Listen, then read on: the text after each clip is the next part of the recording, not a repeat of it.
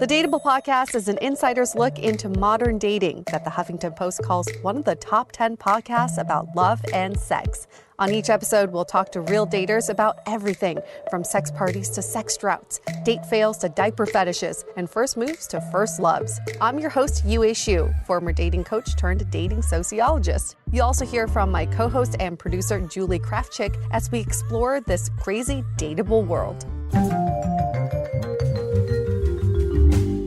Hello, lovely people. Welcome to another episode of the DATEABLE podcast, where we dig into the ins and outs of modern dating and how we can navigate through all of this together. We're in this together. Damn it. Yes, and how relationships change. That is the core of what we're talking about today. How our standards, how our desires, how everything of what we seek in a romantic partner and what a romantic partnership means to us. Maybe that's not evident by the title of this episode, but that is the core of what we're talking about. And we're really excited about this episode because there was this article that was circulating. It was in August 9th to be exact. I had to look back on our Facebook group too, because I remember this got posted there first. I always love our Facebook group to be the source of the new stuff. Breaking news. But then I saw it everywhere. I don't know about you, Yue. I saw so many like influencers, podcast hosts,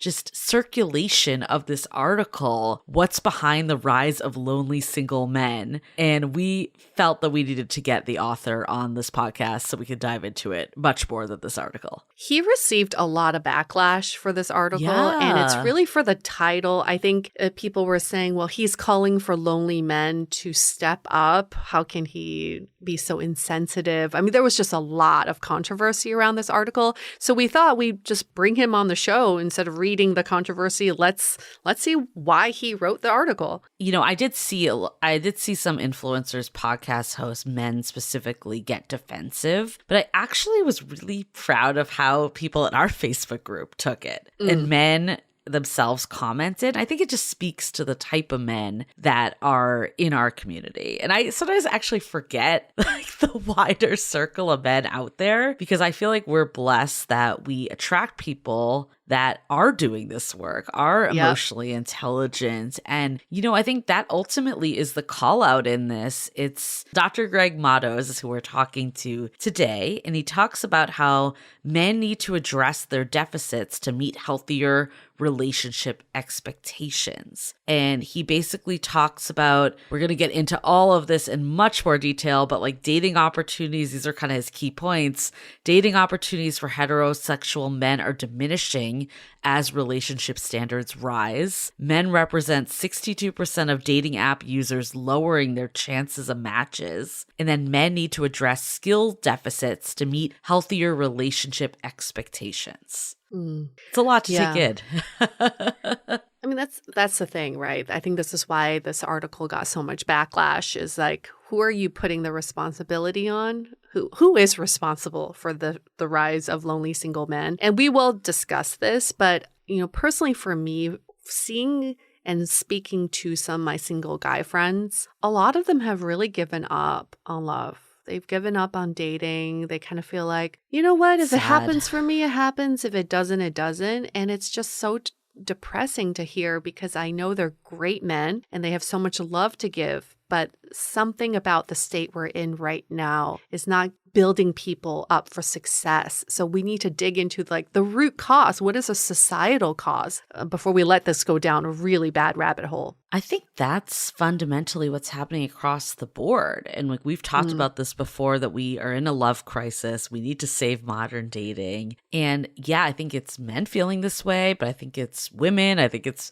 people that identify as trans or non-binary. I feel like it's across the board. It's just society as a whole. I think with hetero relationships, maybe it's showing up more. And correct me if I'm wrong. If other people have different opinions, love to do an episode on that in the future. But for this conversation, it's definitely geared more to hetero relationships. And I see it in our community. I see it with the people we talk to. Everyone is being down on love this day and age. Yeah. And in some way, it's really beautiful because it comes from a place of wanting more. Like we know we can have it. And, you know, there was a quote actually that was in our Facebook group that was just like, I'm going to paraphrase it, but it was kind of like, were our grandparents' relationships like the model that we're actually striving for, especially for women? A lot of times your worth was like, what can you do in the kitchen? Or if your husband was cheating on you and you never stated your needs. And I'm really happy that we're moving out of that like, this isn't what a relationship means anymore. We don't need a relationship for survival. But what comes with that is that we have these expectations, and we talk about this in the episode, that the differences of women and men, the way we're socialized, the way society portrays success, the way just everything about our upbringing is different.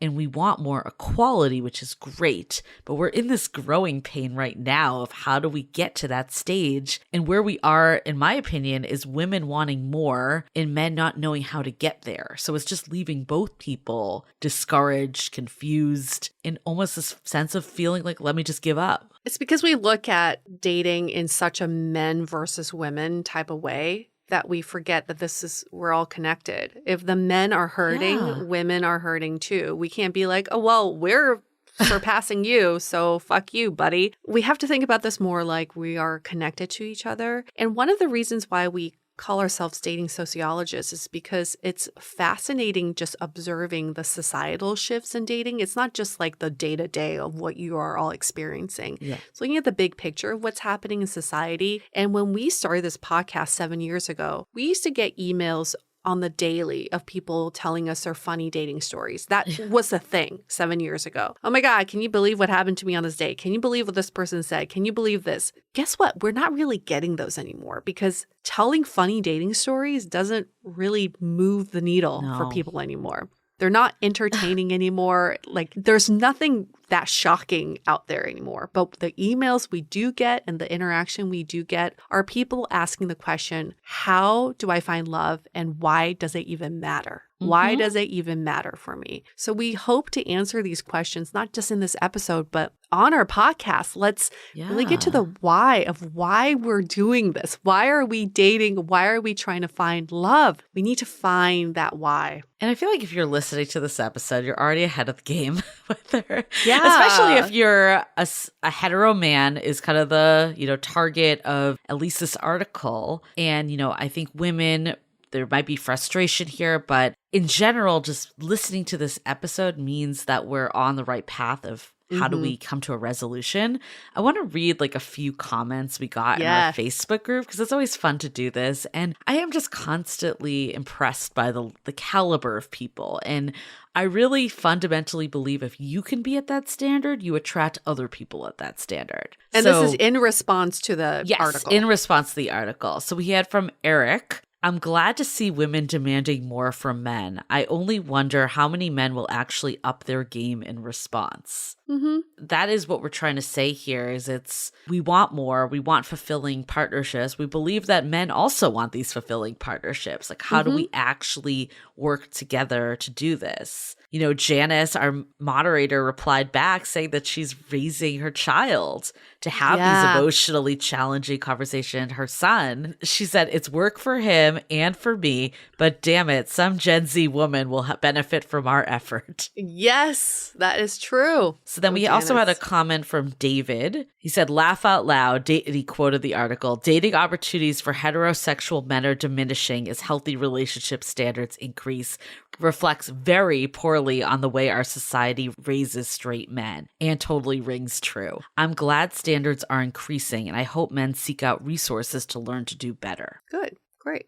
And then the last one I'll read. I mean, there's so many good ones. And I really do applaud the men in our community for not getting defensive on this. I think I'm still glad it reached the men that did get defensive because I think eventually it'll seep in. But the fact that people aren't responding in a defensive way, it means that evolution's already happening for you. So much growth in that. Yeah. So then Brian wrote, as has already been stated, men need to bring more to the table. More and more, today's relationships should be partnerships where both parties are equals. In general, men fall behind in areas such as emotional intelligence. There's so many resources out there that men can learn from, but many men don't want to put in the work to be better. And then just the very last one I'll read from a woman's perspective. And I mean, there's so many, but from Ellen, it's true. In this era where a woman can earn her own money, she doesn't need a man. She must be presented with a reason to want one. And I think that is the mentality. And Janice also commented on this, that it's not need in a bad way. Like, we don't need children. We don't need a dog. We don't need whatever. It's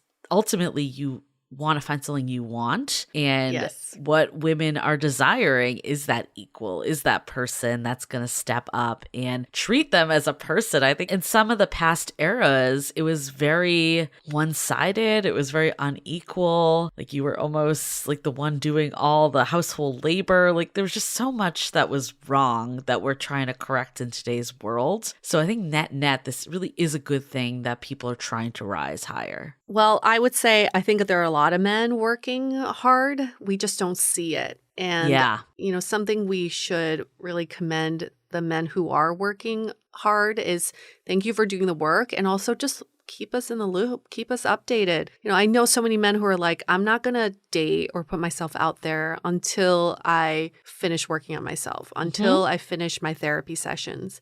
But what we're asking is we want to be with you, alongside you for the ride, for the journey. We want to see your growth. Don't come to us with a perfect package, because nobody is. But let's grow together. And women need to step up too. I'm going to relate this back to my favorite show. Yes, we do. Fuckboy Island. Fuckboy Island is nice guys and self-proclaimed fuckboys. And how many women on that show dismiss the nice guys, saying that they're not interesting enough. They blend in. They're not aggressive enough or pursuant enough. And they go for fuckboys time and time again. So if we're the ones saying we want to do better, we also need to reflect that in our choices. And that might change the qualities we're looking for. That show is like prime social experiment of what we say and what we do as being different, and so different. Things that we think are desirable traits of a partner that's ingrained in society that really do actually impact who we end up choosing. We have so many women, even in real life, outside of Fuckboy Island, that we talk to that are with these guys that are like just not treating them well. And there's so many of these guys out there that are, and it's like, it's up to us to also find the people that are doing this work and are stepping up. Yeah, it's positive reinforcement, and we can't keep reinforcing the fuckboy attitude. It's in our choices, but it's also in the way we speak about men too. I spoke with a girlfriend of mine, and she's dating, and she's dating this guy who's super consistent and respectful and communicative, and she's yearning for that game playing. She's like, he's boring because there's no cat and mouse. But then when someone does the game playing, she says, then I say I'm too old for this shit. So I'm like, watch the way you're speaking about people and which bucket you're putting them into, because she's calling this guy boring because he's actually doing all the right things. That is on you, girl. He's emotionally available is what it sounds like. Yeah, it sounds like this guy is a prime partner, someone who is ready to be in that equal partnership. And if you're not ready for that, like, hand him over to someone else who is. Someone's listening right now is like, sign me up. I'm in the LA area. I'm ready. Yeah. If you are still in the game playing, go for that, right? Leave the nice guys who've grown, leave them out of this. Okay. Like, give them to people who are ready for them. But it's just like, we also need to just watch the way we speak about men. Yeah. And not to toot our own horn, but I do tooting.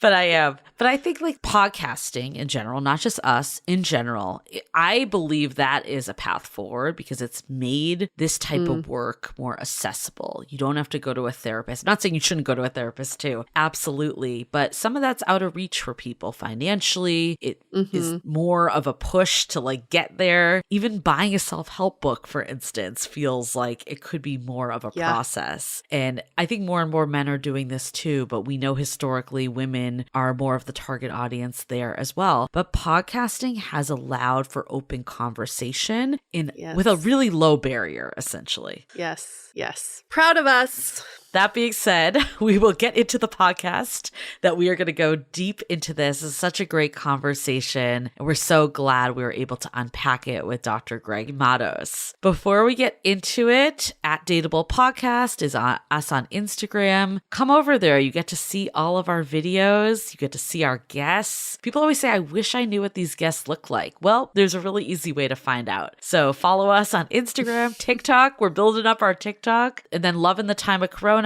is our Facebook group. You can join us there as well. Before we get into it, let's hear a message from our sponsor. Now a word from our sponsor, BetterHelp. Do you ever feel like you're dwelling on something? I remember I used to dwell about dates that went nowhere and wondering what happened. But now looking back on it, I wish I could have focused more on solutions to help me move forward. It can be tough to train your brain to stay in problem-solving mode. But when you learn how to find your own solutions, there's no better feeling. A therapist can help you become a better problem solver, making it easier to accomplish your goals, no matter how big or small. My BetterHelp therapist helps guide me through frameworks of problem solving, which I love because I would much rather someone lead me to the answers than just tell me what to do. It has been so healing to speak with someone who genuinely cares about my well-being, and I feel like I'm in good hands with a professional. If you're thinking about giving therapy a try, BetterHelp is a great option. It's convenient, accessible, affordable, and entirely online. Just fill out a brief survey and you'll be matched with a therapist. When you want to be a better problem solver, therapy can get you there. Visit betterhelp.com/dateable today to get 10% off your first month. That's BetterHelp, HELP.com/DATEABLE. Okay, let's hear it from Dr. Greg Matos.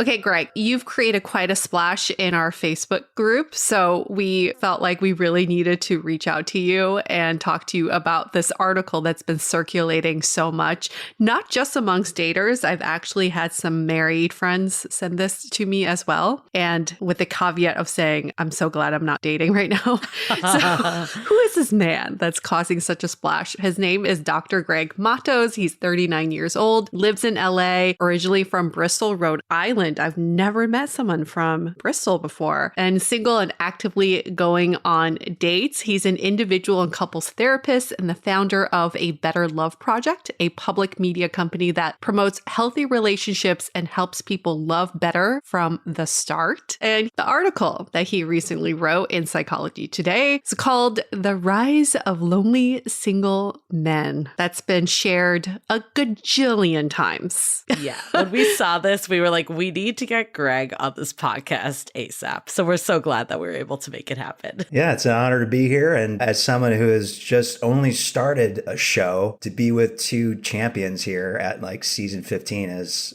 amazing. So thanks for having me.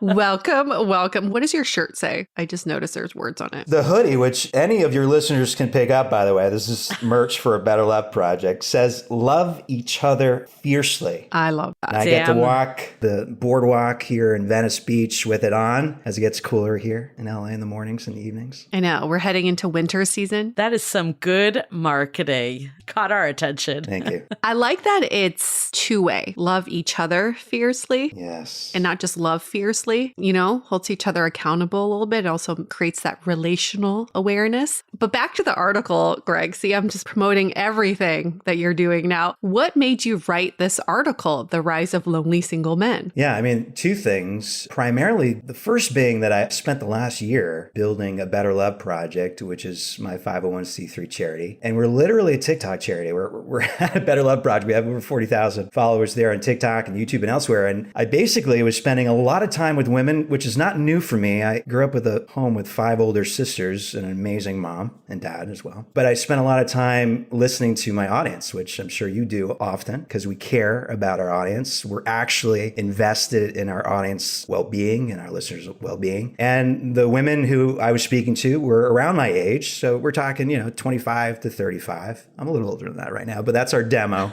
age range. And women, mostly women who are either single single, women who were in relationships where they're lacking emotional connection, or folks who had, like me, been married, divorced, and who were dating again. So people at all the ranges of relationships you can be in were all telling me the same thing, which again is nothing new, which is why I'm surprising that it went viral. Because listen, ask any one of your audience members, and I did not say anything surprising, all right? But apparently it was shocking. And then apparently also it angered a lot of mostly single white men who were like harassing me and telling me I was all sorts of other things. I hope for their sake that they actually read my article. Yeah, it's the people that you need to read it, of course. So are you seeing this, mostly with hetero men, or is it across the gamut? Most of my audience members, I mean, this is really what it's at. And TikTok, like I said, hundreds of audience members who I've spoken to over the last year on TikTok, most of them in heterosexual relationships. We know that love, true love, fierce love, a healthy love has absolutely nothing to do with sexual orientation or gender expression or any of those things, those social constructs. But when it comes down to it, heterosexual men specifically, my brothers out there who I have a deep well of compassion for, are struggling in being able to dream with the people they're dating and the people that they're getting married to, and being able to satisfy them and themselves, even though they don't understand that yet, but satisfy themselves, be happier, healthier, and have a more emotionally rich existence if they just focus on a few life skills that I teach at a Better Love Project, by the way, for free.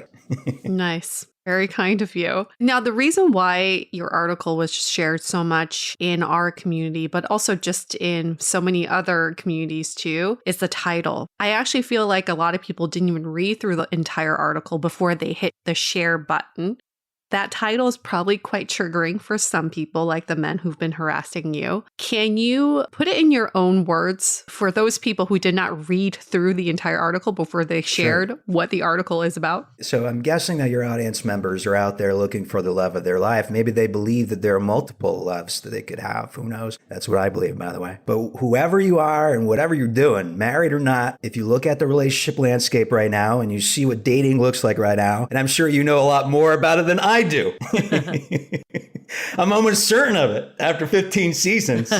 But if you look at the landscape, the one key thing that really got me going here in writing this article was the fact that if you look at online dating, if you look at dating apps specifically, most women that I have spoken to through TikTok and elsewhere are either fed up, overwhelmed, exhausted by the whole fucking thing.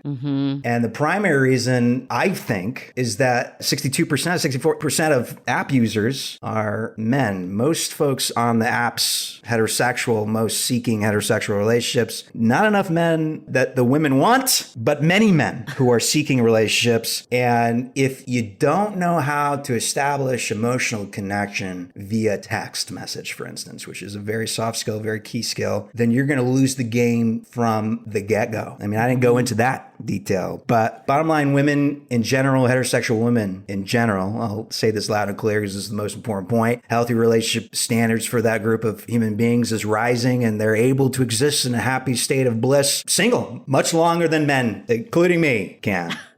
And what we know is that one of the things that most of these folks are looking for is a more emotionally rich, connected relationship with someone who can effectively communicate with them. And there's nothing new about what I'm saying, but I'm saying it. Well, we definitely are going to dive into the more specifics, but I'm curious before we do that, like your own experience. I know you've observed all these people. Like, is this something that you've struggled with and had to learn to overcome? Or do you feel like these skills have come naturally to you? The skills. Okay, here we go. We're getting into it, ladies and gentlemen. The one inclination I have as a psychologist is like never self-disclose, right? So I'm getting over it with you right here on the DATEABLE podcast. It's history. Making it right now.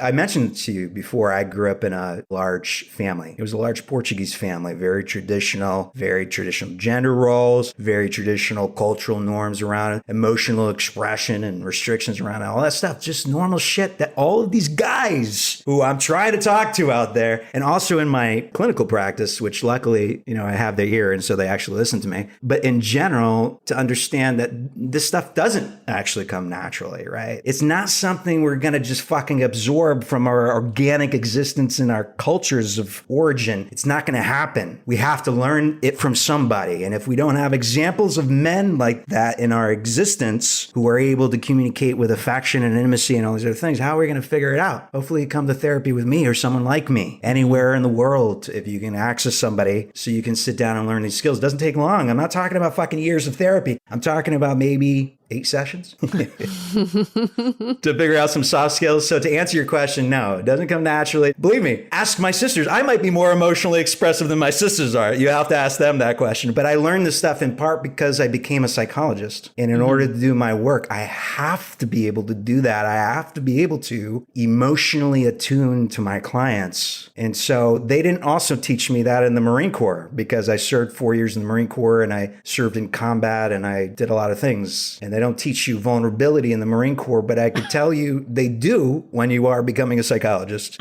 in Boston. I learned those skills becoming what I am today and what I do today and what my passion is today, which is just to help people love each other more fiercely. Thank you for your service, because it's very much needed in today's world. We feel like we're headed into a love crisis or a love deficit where people may want to love, they want to feel the love, but they don't know how to love or how to even show that love. And something you said that brings up a lot for me is the fact that this culture, at least the US culture, the way we idolize people is just so wrong. We idolize, in terms of hetero men, we put these men on a pedestal where, like an Elon Musk or Jeff Bezos, where they don't give a shit about their families. All they're doing is making money and maybe disrupting the industry. And then for the women, we idolize women who don't need no men, who got their degrees, who got their shit together, they're CEOs, they're girl bosses or whatever. They're like doing everything. And those are the women we idolize. And these two characters that we're idolizing are opposing characters. Do we not see that? The men are not family people and the women don't need men. So you believe that the younger and middle-aged men are the loneliest they've been in generations, and you think it's going to get worse. Why do you think that is? Yeah, I mean, listen, you already laid it out. Thank you for laying that out so beautifully. No, I mean, listen, there's an opportunity here. Let me speak to the opportunity and try to answer your question at the same time. I don't know if I'll be good enough to do it, but the opportunity here is Gen Z, okay? The millennials, are you all millennial? I'm a millennial. I'm an elder millennial.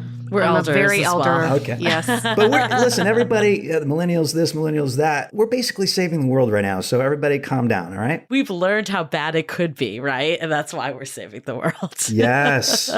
We are the bridge. We are the bridge to something beautiful here. And I think it's Gen Z, to be honest with you, and everyone after. Now, listen, I don't have a child yet, although I hope to be a good dad someday. But my oldest niece, who's 30, just had her first child in the UK. And I think about her, my great niece now, and I think, like, what is the existence in this world that I'm going to leave for her? And talk about role models. I don't look at any of those people you mentioned as a role model, FYI. I think about the highest virtue that I have, which is love. And what is Gen Z doing now that's maybe will fuck them up, but also could save the world? They're like less intimate, less connected, less in the college years. I've been talking about that in psychology days. And you mentioned this, there's an intimacy gap. There's all these things. But if we millennials and everyone after us, specifically Gen Z, can really get their act together with this emotional connection thing, I think the opportunity exists for us to actually achieve more intimacy, more connection, and the kind of love that we all want to experience, which is a fierce, healthy love and a secure attachment with someone who adores us and like wants to champion our dreams. And we know that these relationships already exist. John and Julie Gottman have 50 years of scientific research to suggest the masters of long-term relationships work. I'm just hoping more of your audience members meet those people as they're dating. So what's really fascinating, and I definitely want to go in more depth, but you kind of alluded to this, that the society, the way it's projecting certain archetypes. And I would argue that it's women too, like less and less emphasis on relationships and more about building own identity is what we've seen portrayed. I guess from your perspective, like, why do you think this is detrimental? And we really do need to prioritize love and love each other fiercely. Yeah, I mean, I wouldn't disagree with the statement you've just made. And I was recently doing a interview with a reporter in Sweden who was talking to me something around this, what you're talking about, which is like, what happens actually? We're not there, by the way. We're not fucking in there. We're not there We're yet. not anywhere near there. That's why we need Ladies this and gentlemen, convo holy now. smoke, This is why right? we need the convo now to get ahead of it. Yeah, but she was saying to me, well, what happens if you do experience some level of gender gender equality in a romantic relationship, on a date, et cetera, et cetera. Now, who is the one pursuing, who's the whatever, right? We're not there yet. Just more like, why is love even important? Because our society is, de-emphasizing it. And I think it's not just men, it's women also. So one of the reasons, if you look at the data in terms of college age daters, and you see the intimacy and the frequency of dating and sexual intimacy and all this stuff go down, one of the things that sociologists are pointing to, as you're mentioning, are these norms around prioritization of other values, away from marriage, away from yada, yada,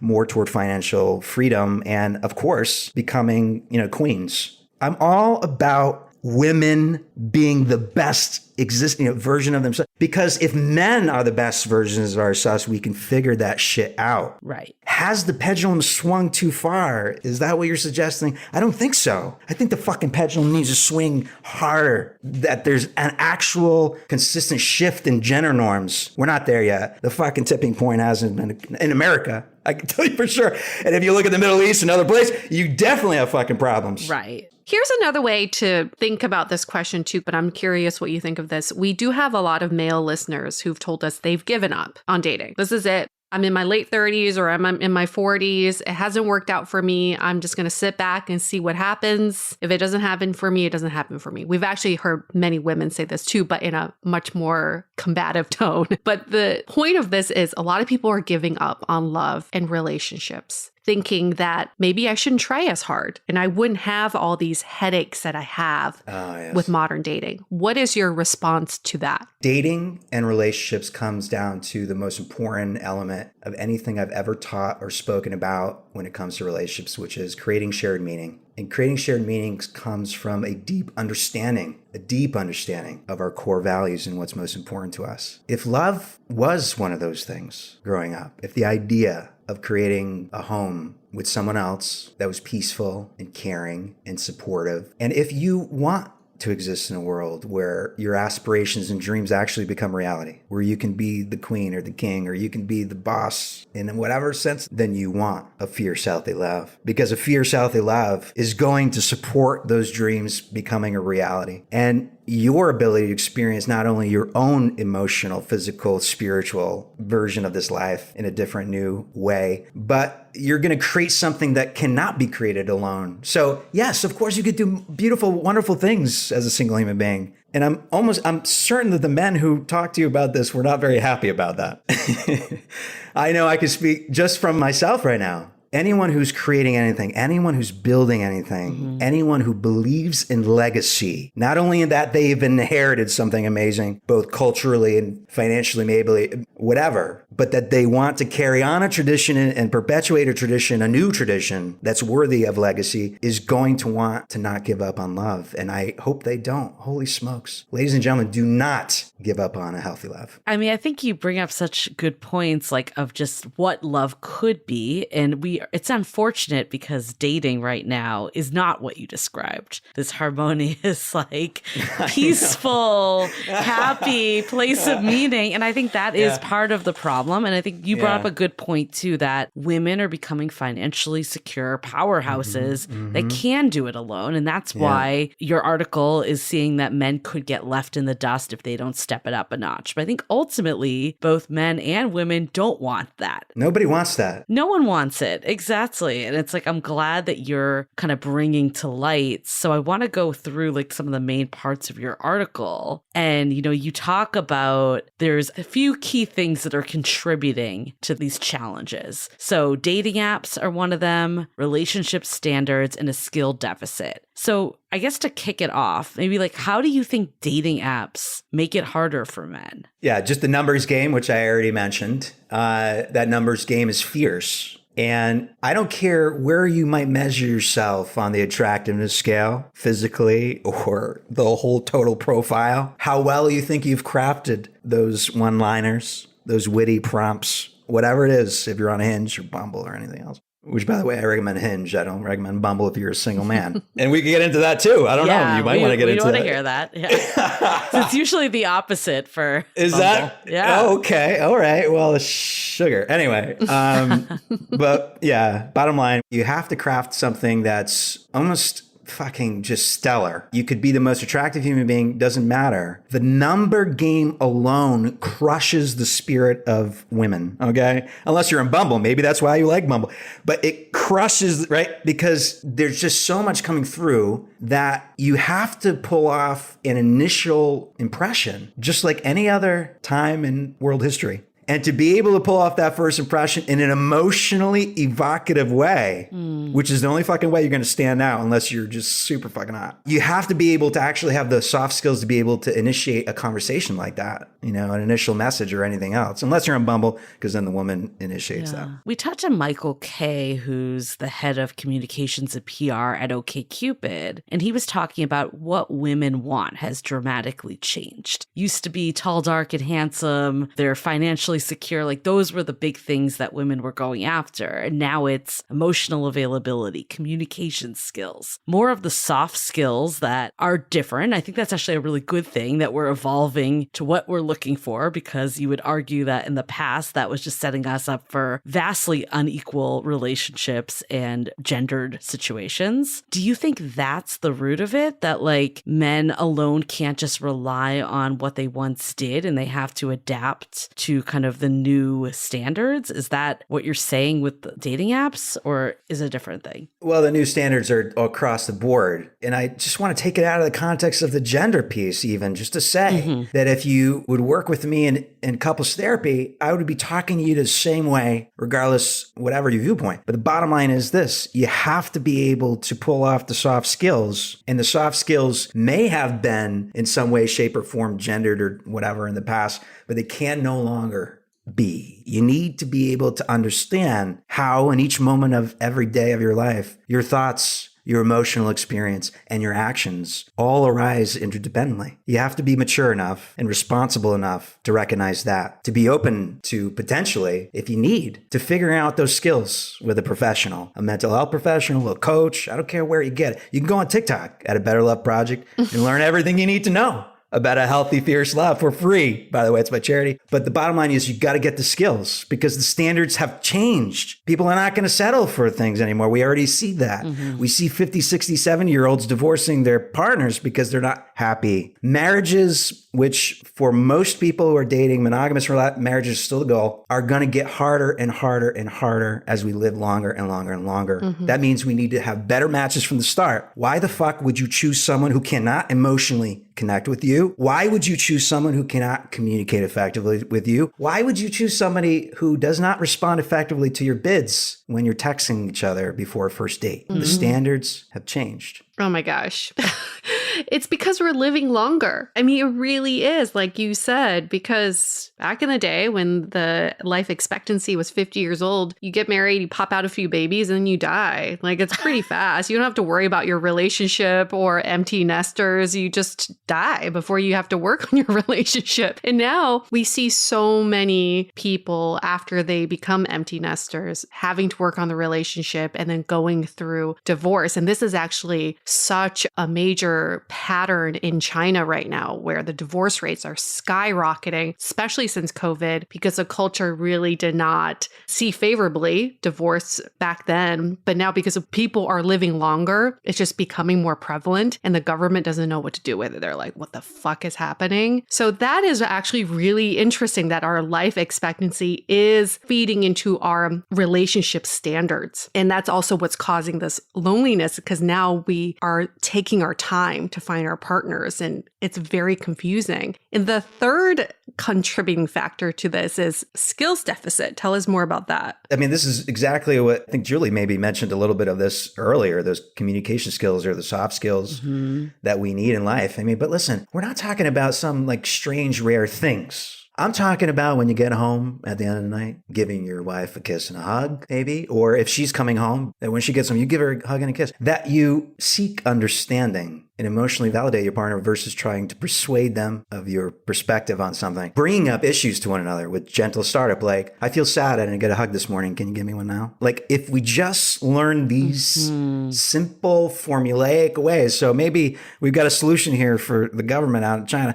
If you just figure out these very core life skills for emotional connection and everybody learned them, life would be so different. I think though, it's all kind of tying together. It's like our generation too was a byproduct of divorce. Like our parents, outside of China, in the US culture, divorce was the most prominent with our parents' generation. And I think like we saw that like what we've been told with relationships doesn't work. And we're wanting better. And part of it's that we're living longer. Part of it's that women can support each other. Like it all plays together. I agree with you that I think this is a universal issue for men and women. It doesn't matter necessarily your gender. It's just, can you adapt and learn the right skills? And again, not every woman has these skills either, but we do know that women read more self-help books. We do know that women listen to more self-improvement podcasts, more relationship podcasts. If you're the guy listening to this right now, you are ahead of the game. And Yes, you are. Cheers to you, brother. And like that's the thing is though, but I totally agree, is like the more I even did this podcast, I feel like my relational skills and my EQ, I think people really value EQ over IQ at this point. Not that they don't value IQ either, but like EQ is something we hear over and over again as a top trait that people desire in a partner. And I think what I'm gathering from you is that like men are not socialized this way. So it's a lot of catch up that needs to happen, a lot of taking ownership. Like how do men start to do this work essentially? And I'm going to take this out of the context of men for a second because my answer is going to get to that. But there's a lot of conversation in my audience about narcissism, narcissists, et cetera, et cetera. All right. And I don't know, you may have like done 1 million episodes on narcissists at this point. I don't know.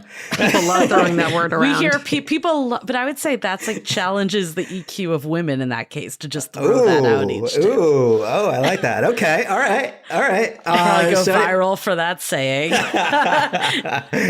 No, I push back on this all the time on my show because I say, hey, listen, people who are narcissistic personality disorders, very small group of people, right? Yeah, they're mostly men. We understand that, but very small group of people. Now, is it the case, and I talked to my audience about this, is it just the case that we have lost connection with skills or maybe never learned them to be able to validate emotions in the first place? And that's the more likely thing. I see what you're saying. So it's not like necessarily intentional. It's just lack of skill. And so at the end of the day, the only way that this is going to get resolved is action. And I don't know what the solution is because I started this nonprofit a year and a half ago with the intention of talking to couples. And unfortunately, ends up being 97% of my audience is women, to your point. So I'm not reaching men unless they're angry at me. Right. So I don't know what the solution is. You know what I mean? That's why you're here today, because we have men. We have men here. Yes. Maybe it is good to reach out to the ones who are angry because maybe they are ready for a change or they are listening at least. But the kind of a gendered statement here is we do have women telling us, I'm just so ahead of the game when it comes to self-awareness and personal development that I find men not really closing the gap who are in my age range. So how do I find the right guys for me who are emotionally equipped to be with me? And so what I'm hearing you say is it's maybe, for anybody in this position should rethink that statement. And it's less about the skills that someone has, but more about, are they willing to learn? And do they have the necessary passion to learn? Yeah. And I think it takes a stance of non-defensiveness. That is the most important thing in any of this. The antidote, in my view, to this sort of narcissism, I'm going to say that in the broader sense, is the antidote to defensiveness. And the antidote to defensiveness is taking ownership for just maybe a little piece of whatever it is that we're hearing, whoever it is that's saying something to us about our place in the context of the issue, whatever that is, even if we don't agree. We don't even need to not get defensive. Always say, oh, maybe I did that. Tell me more. Wait, maybe I can grow. Tell me more. Right. Oh, maybe there's something I can learn. Maybe I can improve. Maybe I can be a better leader. Maybe I can be a better coach. Maybe I can be a better whatever. With all of the social skills I'm going to learn on how to love my partner more effectively. So I think some of it though, too, I was just thinking like, to get to therapy, usually something needs to happen. A lot of times there needs to be the big breakup or, some other challenge. Maybe it's not even related to love, but just in your personal life that got you there. Maybe the challenge in itself is just that dating isn't going my way. Yeah. But I think what's hard is that women have been socialized for so long that like love is the ultimate achievement. Getting married. I've been socialized that way too. I'm there with you. But I know I get you. I don't know. Do you think men truly don't want that fierce, amazing, passionate, sexy, fiery fucking love that we're talking about. Absolutely, they want it. But I think this is where I think there might be the disconnect because of the way we've been socialized. Is that like when it doesn't happen, you're just like, oh, I'll just ignore it and focus on the stuff I've been socialized that, you know, equates to success. For women, though, that's like, oh my God, I need to seek out help. I need to listen to the podcast. I need to get the self-help book. It's more of like a fire drill that's happening. Where men, it might just be like, I'm just going to brush it to the side. And, you know, maybe I haven't been on a date in 6 months. Focus on my career. Right, exactly. But like the problem, though, with that is that there's less eligible men in the pool. Those men still aren't happy, right? If ultimately deep down, you're right. I do think this is what they desire, because who doesn't want a meaningful connection? That is going to propel you in life. But I just don't know if it's always as self-aware, if that makes sense. Yeah, if they knew that if they wait too long, they're going to fuck themselves up, I think they would take action quicker. What do I mean by that? The longer people stay out of the dating pool, avoidance starts to creep up, anxiety, and prioritization then shifts to other things, because now I don't even want to be anxious. I don't even want to be uncomfortable. Right. I don't want to face rejection. I don't want to face all those things. So time is of the essence, ladies and gentlemen. Don't let another day pass by with these women on dating apps without good choices. Go get some new skills. Use them on Hinge. I mean, that's a big thing. Biological clock for women. There's not that pressure for men, too. There's a pressure for me. I'm looking at the situation. I'm saying, okay, I'm 39. I'm going to turn 40. What is it that I want in my life? I told you earlier I was divorced. You know, I was married. I had a fierce love, by the way. That was amazing. It was very meaningful. What do I want in my life? The biological clock is with us as well. We just don't fucking talk about it the same way. Right. Maybe that's it. And we just got to start reshaping the conversation entirely. I don't know entirely how to do it, but I'm looking for someone who is of a certain age because I want the most amount of time loving on her and my children. That's the actual thought that goes through my mind. So here's another generalization that I also think is somewhat true, is that women, you know, prioritize friendship more for the most part, not all women. In romantic relationships or generally? No, just in general. Just like connection with other people is always at the forefront. Like they're so much more advanced in that regard, may I say? I feel like you are more advanced in that regard. Like there's an SNL skit of like all these women bringing their boyfriends to the dog park, to like the man park, to basically like meet another guy friend. And I see it with like my boyfriend, my friend's boyfriends, like everyone. It's like, I think it's not everyone, but there is a little bit of different emphasis. And I think part of it is we have an outlet, like we have the people to talk about this stuff with. Like, how do men start to, one, either have those deeper combos if they do have that friend group, or how do they start to find people that they can talk to about this type of stuff? Yeah, I mean, we're talking about a diversity of experience and your exposure to a diverse group of people. If you're hanging out in LA and you're, you know, going to yoga with me or something, and we strike up a conversation after class, we're going to have some kind of, you know, right? It depends on who is around you. And so if you're in a friend group who don't prioritize that, and it's just about functional things, it's not about emotional depth or vulnerability or like, oh, fuck, I'm sad. Can you hang out? Let's go watch a movie together, guy friend.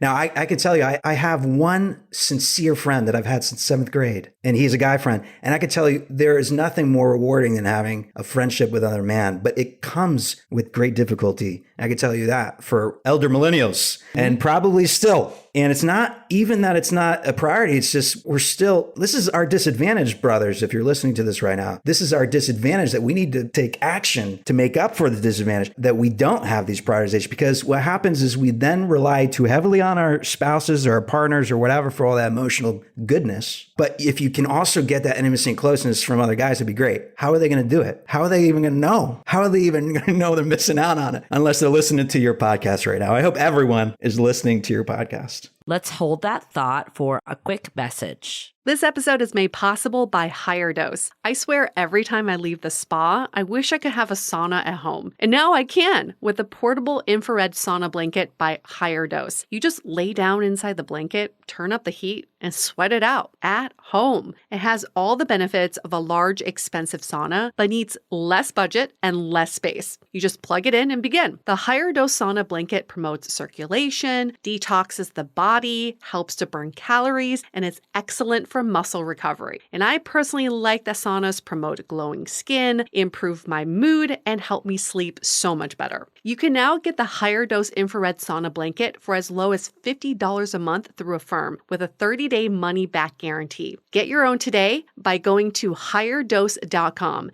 You can use the promo code DATEABLE at checkout to save 15% off. That's HIGHERDOSE.com and use the promo code DATEABLE. Or just go to higherdose.com/dateable to save 15% off.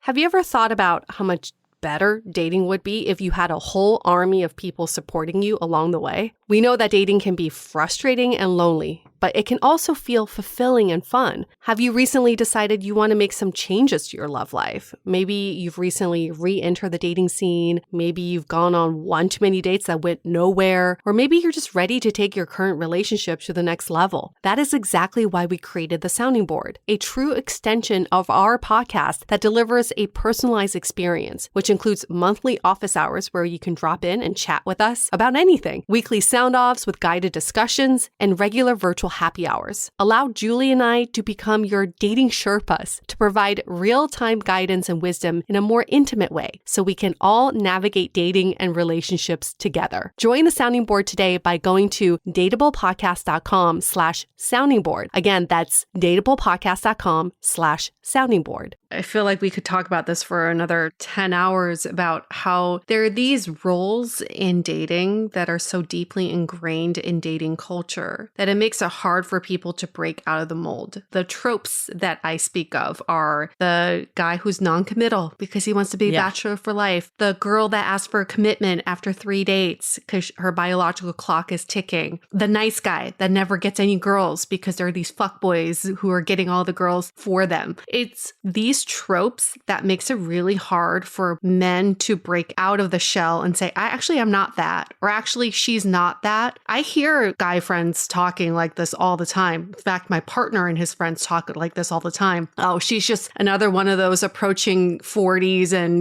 her biological clock is ticking. I'm like, actually, no, your friend is the douchebag who's leading her on to make her think that she is in a relationship, right? So I think it's almost the responsibility is on us, whether you're dating or not, to really call out these stereotypes that are so ingrained in us and say, no, that's not the role that he or she is falling into. In fact, here's a better way of looking at the situation. I hope we can all do that for our friends. I hope we could give people confidence too that these are the skills or the traits that women actually want, because I think, sometimes men feel like, oh, it's these, the stereotypical stuff still. Yeah. And it's not like the vulnerability, it's not the EQ and all that stuff. But we've also heard before, Connor Beaton, we've had him on our podcast. He does a lot of men's work, and he's made comments through his kind of research of women say they want the vulnerable guy, but then if they cry, they get turned off. How do we start to kind of show men it's okay to be this way too? Yeah, I think we should start from a place understanding that we're all confused. And that's a place of vulnerability, by the way, which is a beautiful place for emotional connection to begin. It's to say, we're all confused. We want, and if you just think about the gender thing, right? We want this. We want freedom, independence. We want choice. We want emotional connection. We want, and we may want something different in different contexts. So let me use the sex I'm a sex therapist in LA. We may want our partners to show up in a particular way if we're making a big decision about how we're going to spend the weekend or whatever, summer. But in the bedroom or whatever, and sexually, we may want our partner to dominate us. So that could be confusing for a man, for instance. Yes. Yeah, definitely. Yes. But it's not about the man's confused. We're all reshaping the norms and the rules so that we can have the kind of love that we want, not somebody else. And if we're communicating what we want from our partner, that's the only thing that matters, really. I hope that that's the kind of love that I talk about, because that's the kind of love I believe in. I have hope. I have hope. I feel like we're at an inflection point too, that the fact that you're stirring shit up for people is a good thing. Like, I think there is something, and I agree. I've heard a lot of straight white men be like, this is bullshit, like all that. But of course, all the women were posting this in our Facebook group, being like, this guy figured it out, like but I agree with you. I think that it can't just be that we're saying, okay, men, you don't have the skills. Like, that's not really going to get us to where we want either. No. It's this place of understanding that I love this, that we're all fucking confused. Like, that is the best way to put it. And, we might not have all the answers today, but like, we're on this journey to figure it out. Like, how can women support men instead of just, because what we see in our Facebook group is, oh, they did this, I'm out. Yep. Like, it's just, Yep. there's no conversation, there's no benefit of the doubt. And I get it, because we've been burned before. We don't want to fall for the fuck boy. We don't want to fall for the non-committal guy. Like, all the tropes that Yue was talking about earlier. Like, how do we balance all this and help people out in dating? Well, first of all, I think it's like up to each of us to show up as our best self in dating, right? So no one is responsible. Like, the women aren't responsible necessarily, and you're not saying this, but let me just make it clear that I think this. Women are not responsible to teach men social skills. And so how they could be supportive is just, I think I understand what you're talking about in terms of this guy's out. You know what I mean? Like, maybe there's a little bit of a hiccup in terms of responding to something that's said, or maybe not getting back in time or something. And that relationship is then foreclosed on too soon. That definitely could happen if there's a history of insecure attachments, if there's a history of abusive relationships, all those things. And it would make total sense that you would feel that way. My hope, my friends, is that you don't have to do anything. You just have to show up as yourself and keep looking for those people that are as close to the match as you want to get. Now, if you listen to Indian Matchmaker on Netflix, she says something like 60%. I would say 80%. You know what I mean? But that's because I'm hopeful, ladies and gentlemen, that I am going to find the person of my dreams, and I'm going to create someone with them. And I'm hopeful about that because I've got 50 years of research that I'm looking at that suggests that there's amazing people. One couple, by the way, John and Julie Gottman, who just celebrated, I think, the 35th wedding anniversary. That's John's third wife, by the way. So Is John's, it really? I never knew yeah, that. John got it right the third time. No way. Yeah. And he created a legacy of love with her. Wow. So that's hopeful for all of your listeners, hopefully. I mean, Yeah. there's definitely trends, like there's a trend that sounds so horrible of like raising your boyfriends that women feel like instead of raising children, they have to. I think I just twitched. Did you see that? I know. And I 100% am not telling anyone they should ever do that. Like, I think that might be the worst thing you could do. What I'm hearing from you though, Greg, is instead of focusing like how to support, like how do you become the emotionally available, communicative, all the things and make this less gendered, and then let the people that are there, like you'll start to be attracted to them. And I think like for me, my partner, I felt that way. As soon as I met him, I'm like, okay, I see it because I know what I'm looking for at this point. And I also let other qualities go, like qualities I thought were really important, because the reality is people aren't going to meet everything. Like, the stuff that doesn't matter ultimately, like they're in the right social circle or they dress this way, like things that ultimately don't matter. So I do feel like, yes, we can give people more of the benefit of the doubt, but we also can maybe more just focus on becoming the person we want to date and then, letting those people come up. Well, because we are the trendsetters, and women, ladies and gentlemen, if we fucking don't have a clue here, women everywhere in Iran and everywhere else are going to accept only what they're going to accept. And the choice is very simple in my mind, because I love women, and as an individual man, I hope to be in a relationship with a woman one day. That I would love to just show up as myself, as the fierce fucking person I am, and my partner to show up as the fierce person she is. And then for us just to champion each other, right? Because now you're setting the trend yourself with the culture and the norms that you define in your own home. When we start thinking about that and what we have control over, you're going to be in a good position, less stressful that way. Yeah. And it makes it a lot easier than teaching or raising. If you're God, teaching or raising, it absolutely builds resentment. And then the person you're raising will become dependent on you for new skills, new knowledge, new learnings. So yes, we can only control our own culture and be the person we want to be and attract the people in our lives. Let's address the elephant in the room before we leave this conversation. Okay. The lonely single men out there. They read your article. They're listening to this episode. They're thinking, yep, Greg, you see me. I'm in this spot. Now what? How do I get out of this hell that I feel like I'm in? To be lonely is no joke. It's a deeply sad place to be. Hopefully a transient thing like most emotional and mood periods. And the most important thing to recognize is do not start to identify with a label that I've been hearing, which suggests you will always be single and celibate, which I just heard this incel. I heard this. Yeah. Mm-hmm. Don't identify with some restrictive label that will lead you to a place of more loneliness, more sadness, more disconnection. In this world, we need connection. We, especially men, need each other. We need to be connected to each other in beautiful fucking ways. And we need to build community. The way to do that is to seek out people who are maybe in a different situation than you are. Is there somebody in your community? Is there somebody in your school? Is there a classmate? Is there somebody who maybe they do okay? Why not introduce yourself to that person? Why not become friends? Why not maybe learn some of those skills just by hanging out with the person, like how to talk about stuff and when things are, and why not hang out with that person and tell them that you're fucking feeling sad? That is how growth is going to happen, is when you recognize, holy shit, I'm a human being confused like Dr. Greg and everyone else. Mm-hmm. How can I grow? What's available to me? And there's always an option for growth. I don't care where you are. There's always an option for growth, especially now with TikTok. You can visit me at a Better Love Project. I don't know if TikTok in general is growth, but you're maybe definitely consuming. Yours, yeah.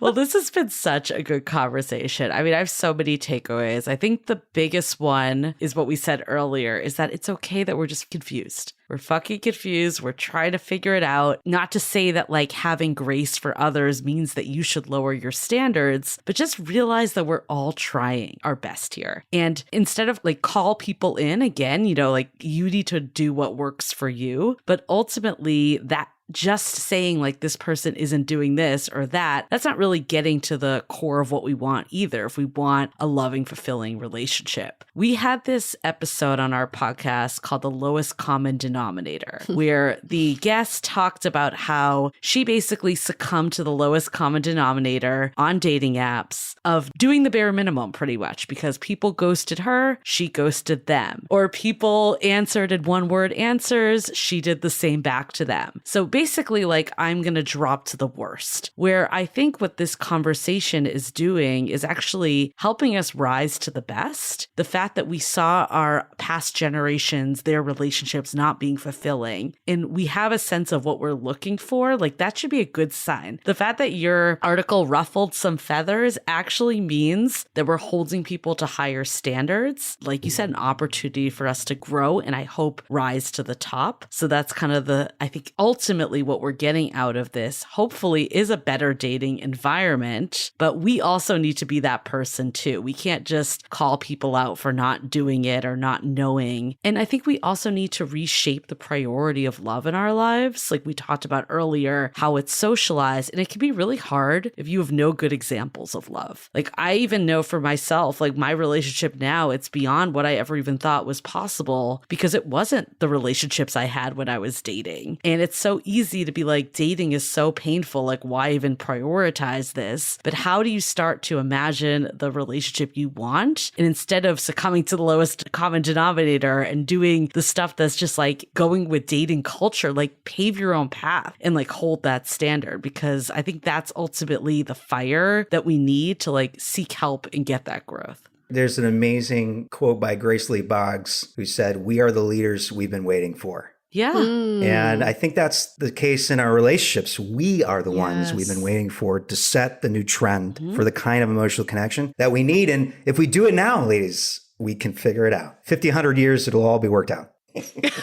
Yeah, and I think this message is for both. I think women have at their advantage that we've been socialized this way, that we have the support system. So I think we're a little ahead. Absolutely. But I do think everyone can become more emotional, like have a higher EQ and better communication. Like this is across the board. No reason not to. There's absolutely no reason if not nothing to. else will just set you apart from other people. You could play There's No Matches. Here you go, right? Here's the thing, though. Even after reading your article, I would say something that really jumped out at me. My big takeaway is that this is a humanity issue and not just a single man issue. And for so long, I feel like we look at these issues in silo for that specific group. Oh, women should work on that. Oh, men should work on that. The gay community should work on that. Black people should work on that. We're finally getting to a stage where we see, okay, we all need to do better for this group. So after reading this article and after after this conversation, it makes sense that yes, there exists more lonely single men out there. We as a society, as a community, need to be better for them. We need to help each other and not just let them figure it out on their own. And this plays so much into dating because I know so many people out there are like, well, men need to get their shit together. I've said that many times. Men should get their shit together. It's not my problem. I'm not here to teach them. I'm not here to be their mom. It isn't our problem in terms of teaching, but it is our responsibility to also support and show empathy and really be there for each other. So that's kind of like my major takeaway from this is we all need to be part of the solution here. And the other takeaway I have is we got to surround ourselves with the right people. If we keep surrounding ourselves who play into these stereotypes, these dating tropes, bad dating behavior, that's all we're going to see as a norm. Even if we don't feel like we don't belong there. But if we can surround ourselves with people that we, like you said, have a situation or feel like they have some stuff figured out. Nobody has all their shit figured out, but has some of their shit figured out. Let's put ourselves in their orbit and really let that just be part of us instead of us trying to seek that knowledge. Go to yoga with Greg. He's there to give you enlightened words. But there were so many times that we'd be like, this is a stereotype of men. And you're like, I'm not that way, which means that a lot of people aren't, but the way that our society perceives it is a certain way. So I think for women, again, like you said, Yue, like it's not directly affecting us, but it is. If that's who you're trying to date, then it is affecting. Yeah. So it's like maybe the takeaway for women is how do you start to unlearn some of these tropes and look at the person as a human being? And stop fantasizing about the commune you're going to build with all your girlfriends, which is what I've said at least 5 times in the last month. Like, we don't need men. They're becoming obsolete. I'm just going to be in a commune with all my girlfriends, which sure, could happen. If that's what you truly want. Sure. But that's not what I truly want. I do still want love with a man. So good to know. Good to know. My face hurts because I'm smiling so much. Well, we did say that we'd plug Greg too, to see if there's any listeners that have resonated. Greg is single in Dr. LA. Greg is single and ready to mingle. He likes to go to yoga. He likes to talk about love and feelings. He has really cute sweatshirts that he can share. God. How are you still single, Greg? I don't get it. Putting our feelers out there to all of our listeners who are in the LA vicinity. Cheers. May the universe conspire in my favor. And I guess for non-romantic reasons, how can people find you? Maybe perhaps more importantly. Yeah, I would love folks to come just hang out with us at A Better Love Project on TikTok or Instagram or YouTube and just learn some soft skills, figure out how to ask for things gently and some dating stuff. We do some dating stuff there too, but you've got all your needs on the dating front covered if you're listening to this podcast right now. We need to follow you on TikTok because I feel like my brain just goes to mush on TikTok. So I feel like this is like the good side of TikTok. Yeah, we actually need some knowledge. Yeah. Well, thank you so much, Greg. We're so glad that we had you and we went deeper than the article. This has been such a good conversation. I know, hopefully inspiring, not scary for anyone that's feeling this way as a single man. And then hopefully also uplifting and empathy-based for anyone that's trying to date. Wonderful. We also want to thank our listeners for listening and supporting us. Definitely check out Greg's content while you're looking at our content or listening to our content. You can find us on YouTube now. It's Dateable Podcast, where you can find us, on all the social media handles are all Dateable Podcast. More importantly, if you want to love each other more fiercely, give us a rating and review in Apple Podcasts. That is loving us fiercely, and we will 5 love stars. you back fiercely. Put it out to the universe. 5 stars. Yeah, it's a 5 F, fierce. F, they're both F's, our two favorite F words. There's other things, other F words out there, but we'll stop now. And then we will end the episode here on that very high note, wrapping up this episode. Stay dateable! The Dateable Podcast is part of the Frolic Podcast Network. Find more podcasts you'll love at frolic.media/podcasts. Want to continue the conversation? First, follow us on Instagram, Facebook, and Twitter with the handle @DateablePodcast. Tag us in any post with the hashtag StayDateable, and trust us, we look at all of those posts. Then head over to our website, dateablepodcast.com. There you'll find all the episodes as well as articles, videos, and our coaching service with vetted industry experts. You can also find our premium Why series where we dissect, analyze, and offer solutions to some of the most common dating conundrums. We're also downloadable for free on Spotify, Apple Podcasts, Google Play, Overcast, Stitcher Radio, and other podcast platforms. Your feedback is valuable to us, so don't forget to leave us a review. And most importantly, remember to stay dateable.